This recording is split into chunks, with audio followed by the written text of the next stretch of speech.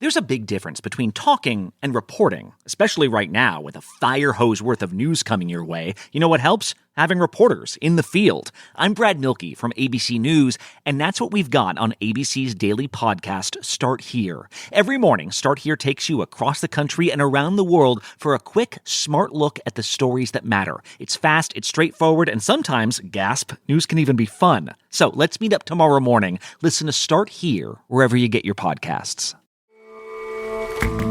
I'm Jason Palmer, one of the hosts of The Intelligence, The Economist's daily current affairs podcast. The Economist's award-winning shows make sense of what matters, from our special series on China's president to our weekly podcasts on business, technology, and American politics. Our journalists provide fair, in-depth reporting on the events shaping the world. To get the annual plan for less than $2.50 per month, search for Economist Podcasts Plus to start listening today. Heads up here at the top. Today's show is a conversation about what it's like in a hospital in Gaza. The conversation's pretty raw, but it's also really important. I hope you can keep listening.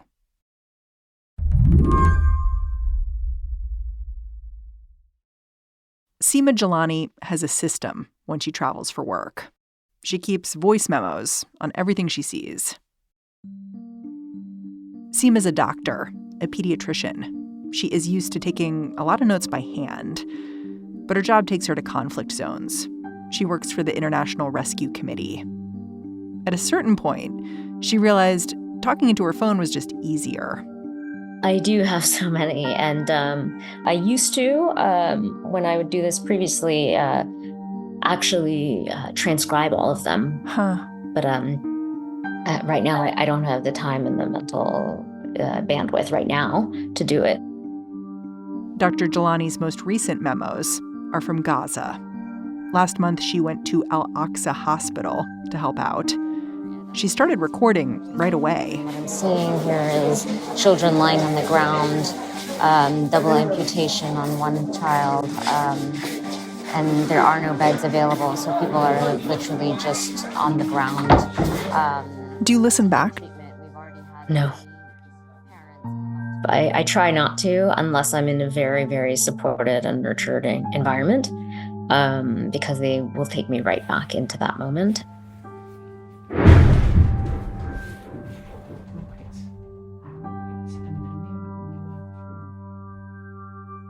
That feels very close.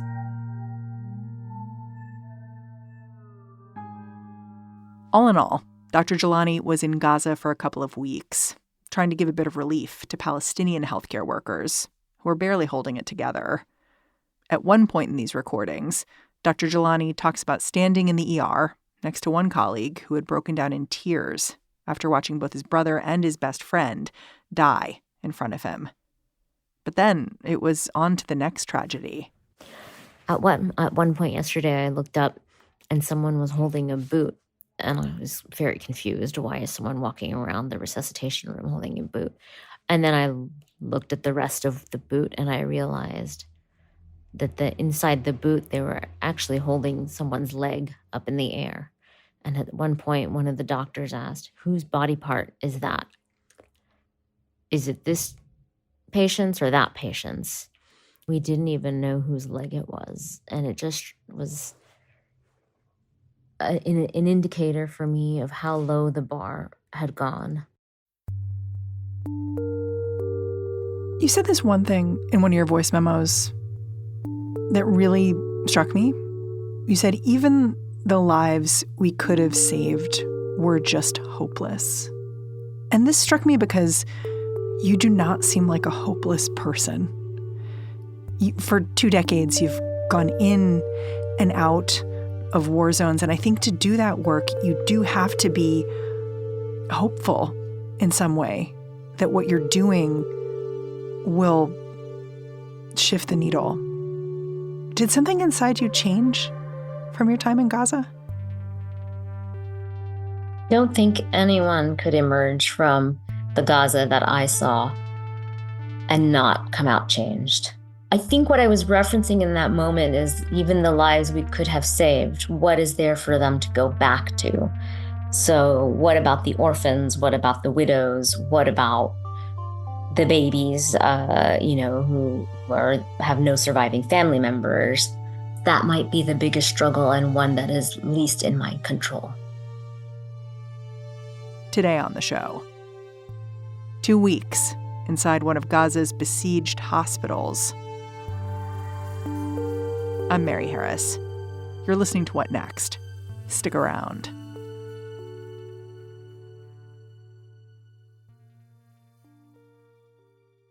This show is brought to you by Discover. You know, in today's world, it can seem that the best treatment is reserved for only a few. Well, Discover wants to change that by making everyone feel special. That's why with your Discover card, you have access to 24/7 live customer service, as well as $0 fraud liability, which means you're never held responsible for unauthorized purchases. Finally, no matter who you are or where you are in life, you'll feel special with Discover. Learn more at discover.com/creditcard. Limitations apply. This podcast is brought to you by Slate Studios and SAP. AI is moving so fast. If you don't get reliable and relevant advice, your business might miss out.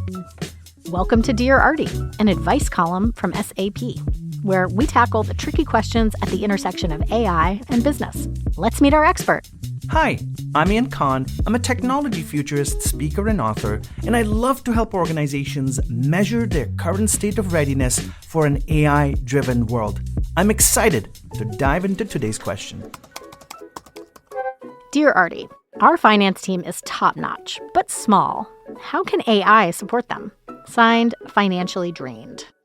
Well, financially drained, a lot is happening in finance and AI, and the possibilities are endless. First of all, AI can help your finance team analyze massive amounts of financial data faster than any human or a team of people could do. Second, it can help perform functions on data through algorithms. This can connect different systems together and really simplify decision-making for your finance team. And last but not least, AI can help reduce the time needed for data to provide insights so that your leaders can make faster decisions. Embrace AI with confidence. Head to sap.com/AI to learn more.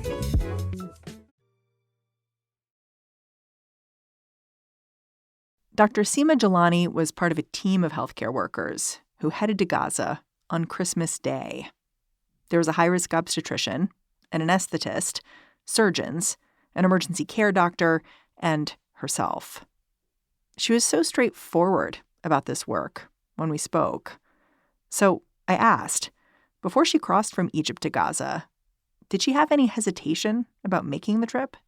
Yes, I did. Yes, certainly. I'd been to Gaza twice before. I've been in 2005 prior to Israeli disengagement from Gaza, and then in 2015, right after the 2014 incursion or war. And so I have been anchored in the West Bank and Gaza for 19 years, going in and out several times of the West Bank over those 2 decades.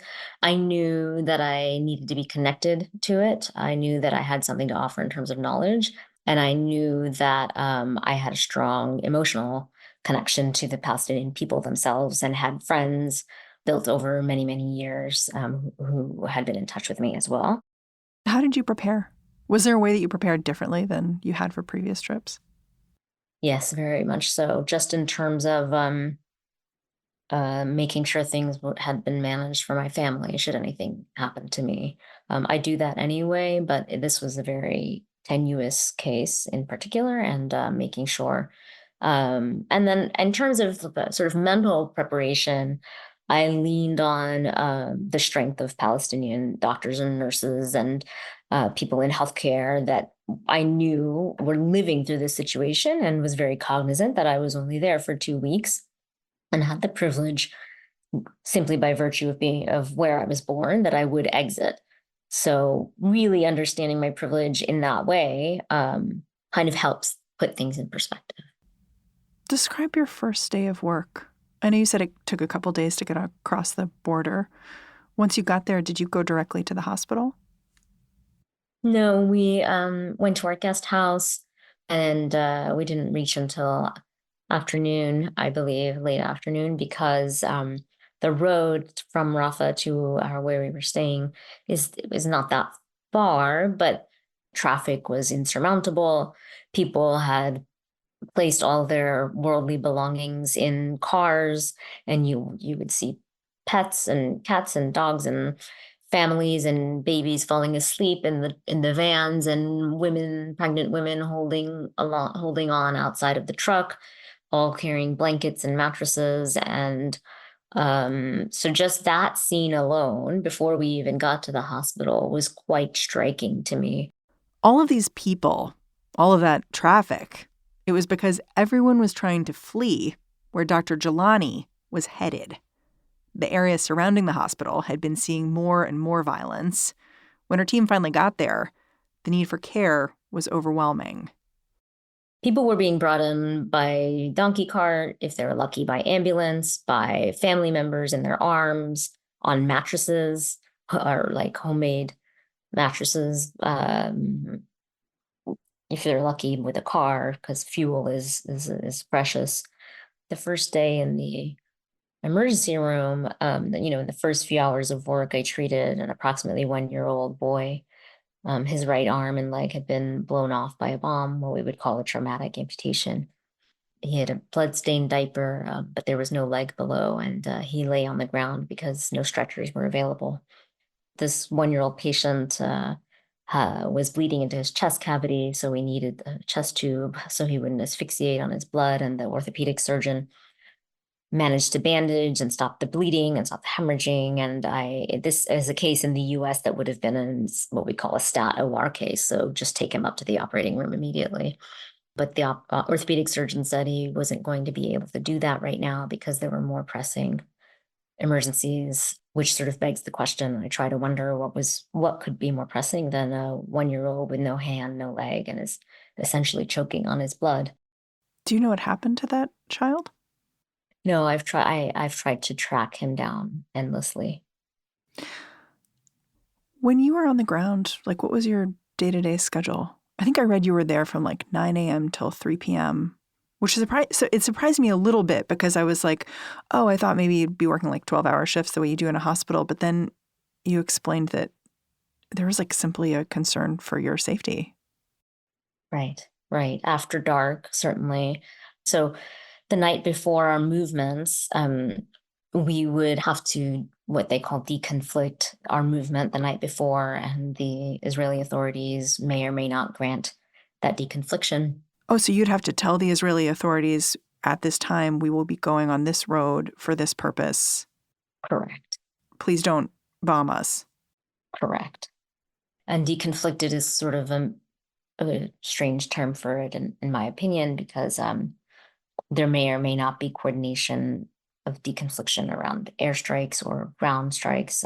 It can be quote unquote deconflicted, but if there is a suspected target nearby, they might bomb the target nearby, and any blast injury that occurs from that could result in death or disability. And so it's a challenging context.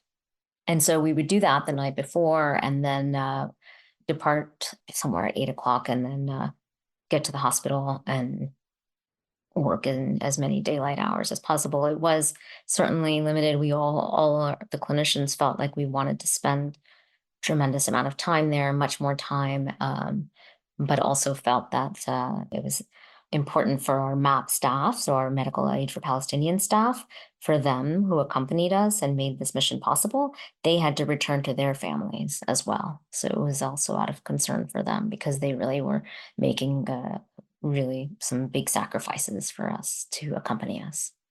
As a pediatrician, some of what Dr. Jilani was doing in Gaza involved working with new mothers.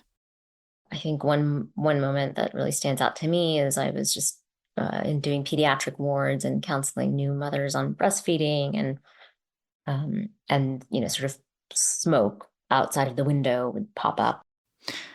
I can just imagine being a new mother in that situation and having a couple of different responses.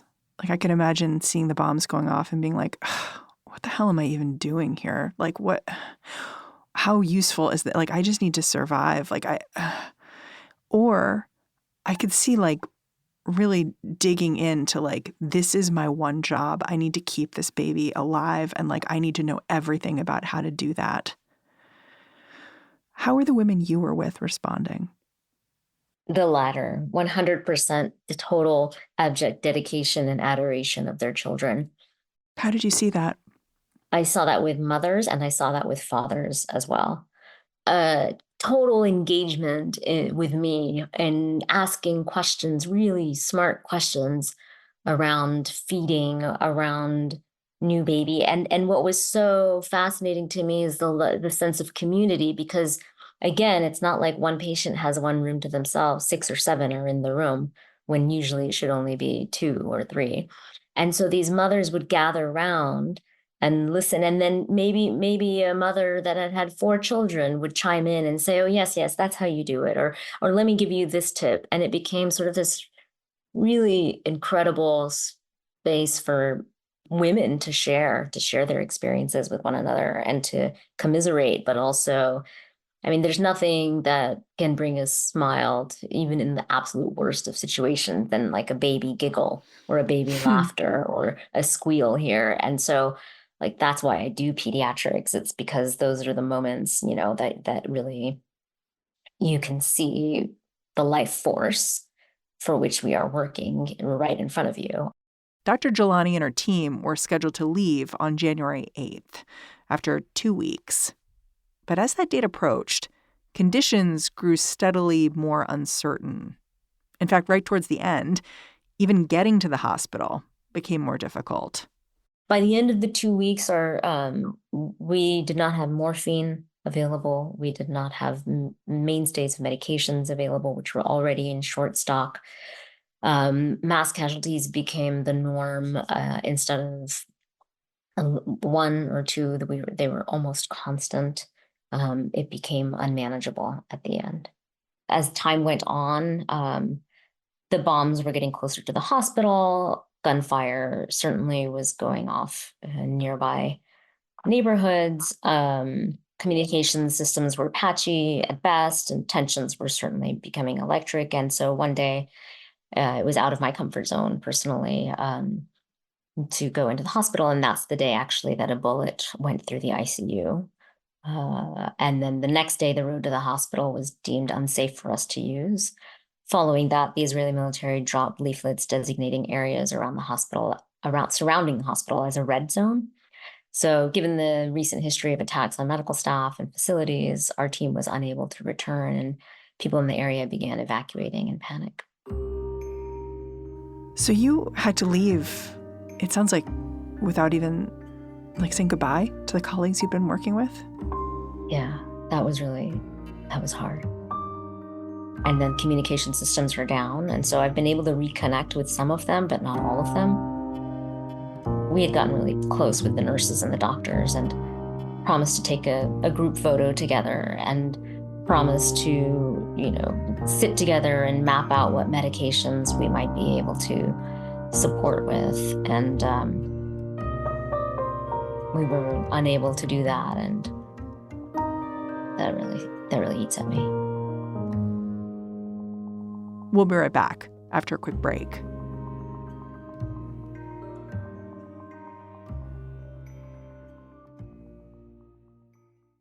This podcast is brought to you by Progressive Insurance.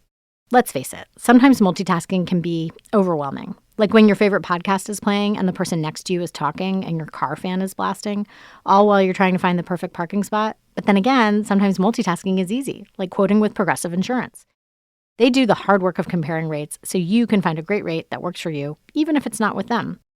Give their nifty comparison tool a try, and you might just find getting the rate and coverage you deserve is easy. All you need to do is visit Progressive's website to get a quote with all the coverage you want, like comprehensive and collision coverage or personal injury protection. Then you'll see Progressive's direct rate, and their tool will provide options from other companies, all lined up and ready to compare, so it's simple to choose the rate and coverages you like. Press play on comparing auto rates. Quote at Progressive.com to join the over 29 million drivers who trust Progressive. Progressive Casualty Insurance Company and Affiliates. Comparison rates not available in all states or situations. Prices vary based on how you buy. This episode is brought to you by SAP. First, the bad news. SAP Business AI will not help you generate cubist versions of your family's holiday photos, but it will help you understand which supplier is best to help you roll out your plant-based packaging in Southeast Asia, or identify the training your junior project manager needs to rise up the ranks, or automate repetitive tasks while you focus on big innovations. So you can be ready for the next opportunity. Revolutionary technology, real-world results. That's SAP Business AI. For Dr. Seema Jilani, there are a couple of things that make what's happening in Gaza feel different. First of all, when she served in other dangerous places like Afghanistan, she always felt like the hospital was a safe place. Not so this time. She was also shocked by who her patients were in Gaza. Overwhelmingly, children.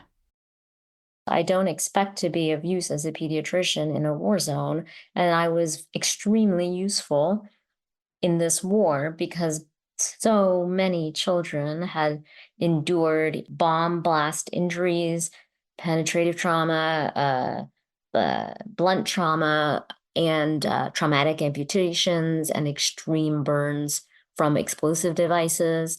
At one point in our, what we would in America call a code room, or basically where someone is actively dying and you are resuscitating them, 4 out of 5 of my patients were children. And to me, that's staggering.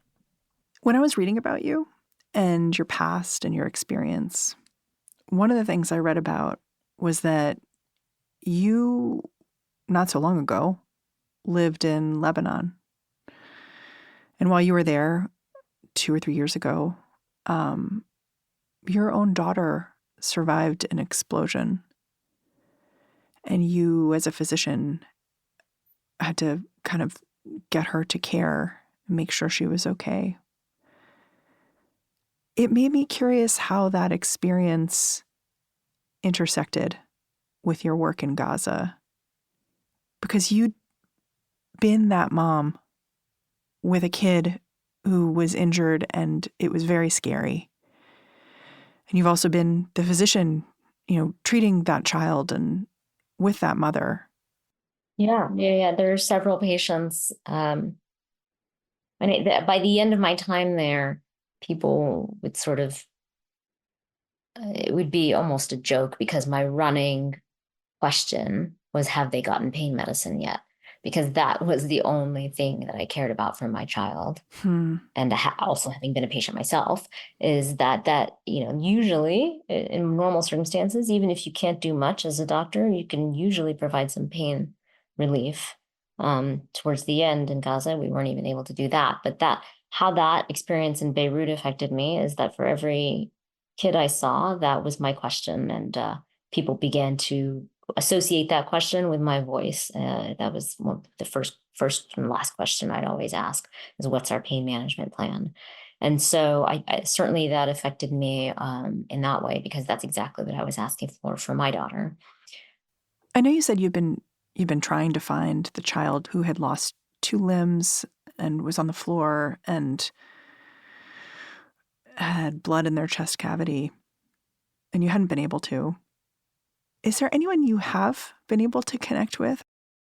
I have, through physicians that know them, because I'm in touch with the doctors and some of the nurses. So I do have sort of secondhand knowledge of how they are managing.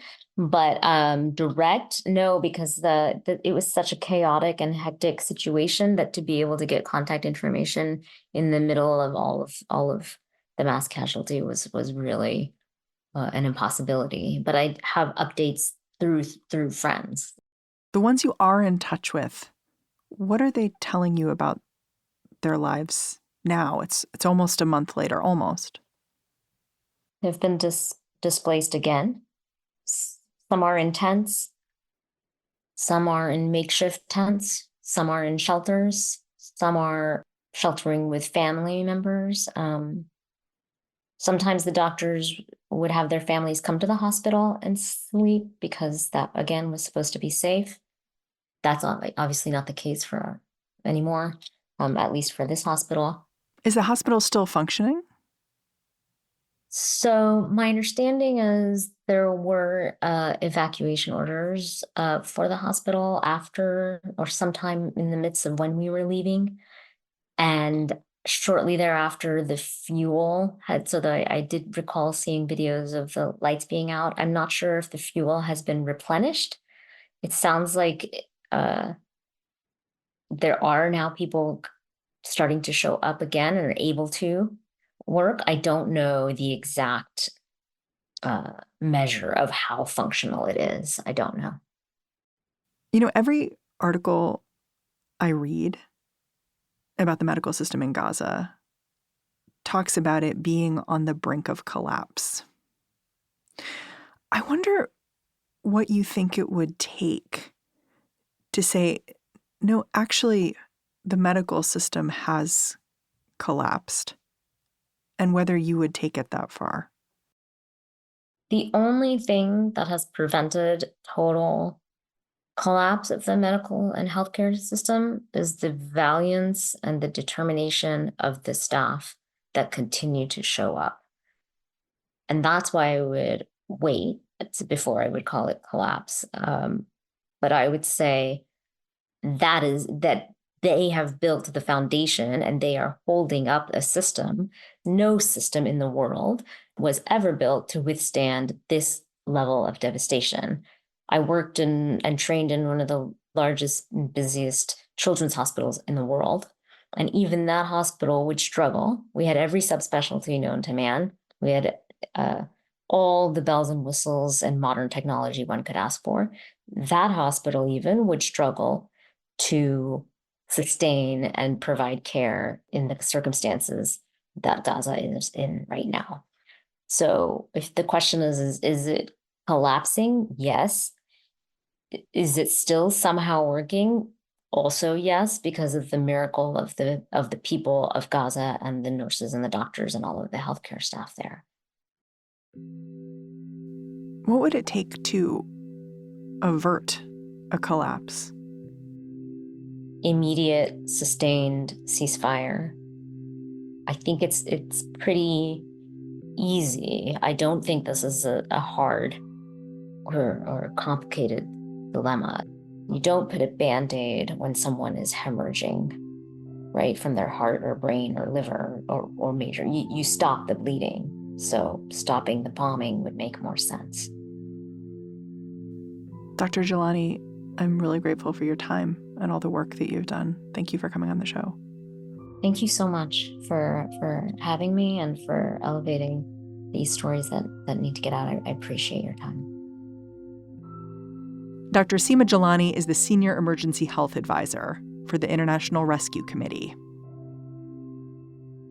And that's our show. If you're a fan of What Next, the best way to support what we're doing and who we're talking to is to join Slate Plus.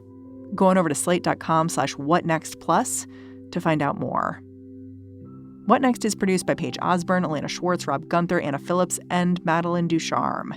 We are led by Alicia Montgomery with a little boost from Susan Matthews. Ben Richmond is the Senior Director of Podcast Operations here at Slate. And I'm Mary Harris. Thanks for listening. I'll catch you back here next time.